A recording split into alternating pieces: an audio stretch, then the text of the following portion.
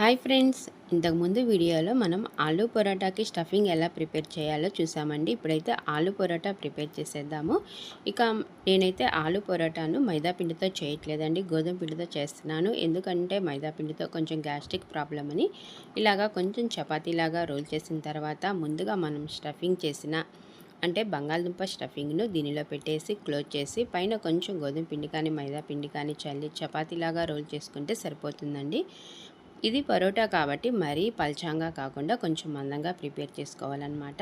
పరోటాను కాల్చేటప్పుడు మనం ఎప్పుడైనా కానీ కొంచెం బటర్ వేసి టూ సైడ్స్ కాల్చాము అంటే పరోటా అనేది చాలా టేస్టీ అండ్ యమ్మీగా ఉంటుంది. ఇక చేసిన హాఫ్ అన్ అవర్ తర్వాత కూడా చాలా టేస్టీగా ఉంటుందండి.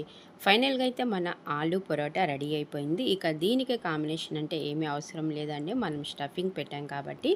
Super and yummy aloo paratha any time morning కానీ ఈవినింగ్ కానీ